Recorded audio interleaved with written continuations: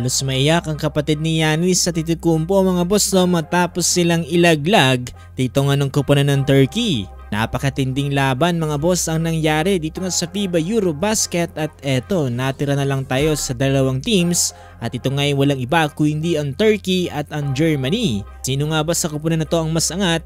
At tara't pag-usapan na rin natin ang mga nangyari sa semifinals.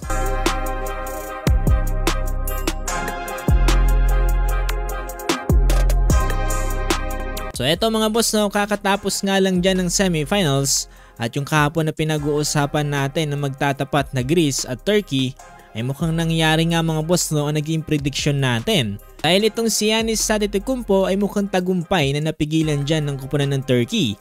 Gaya ng sinabi natin kahapon, wag na lang sana magkaroon ng off night etong si Giannis Antetokounmpo kung hindi mahihirapan talaga etong koponan ng Greece.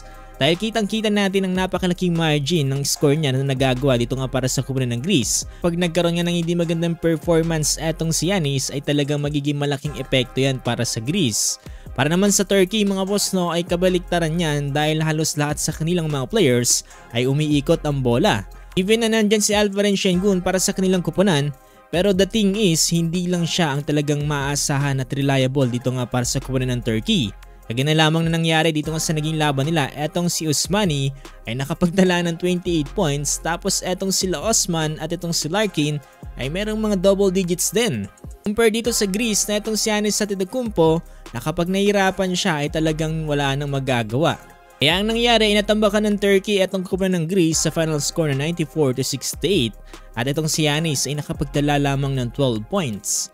Yung kanilang mga veteran players gaya na lamang ni Kostas Lukas ay nakapagtala lamang ng 15 points. Dahil dyan nabanti na nga ang Turkey at makakarap naman etong Germany matapos ng talunan etong Finland.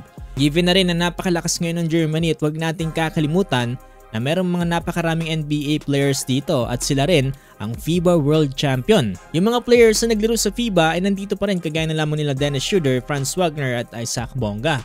Kaya kung pag-uusapan yung team chemistry ay talagang panalong-panalo na etong koponan ng Germany.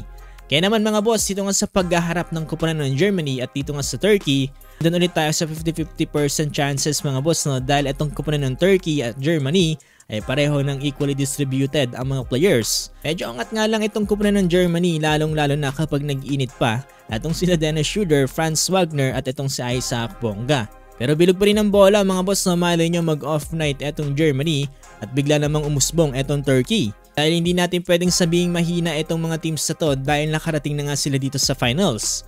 Para naman dito sa Greece ay makakatapat nila itong koponan ng Finland para nga sa 3rd place. Yan mga boss, kung kayong tatanungin sa tingin nyo sino ang mananalo dito sa finals ng FIBA Eurobasket 2025. Tingin nyo mauungusan ba ng Turkey itong Germany o sa tingin nyo mapapanatili pa rin ngayon dito ng Germany ang kanilang unti-unting pag-rebuild dito nga sa kanilang basketball national team?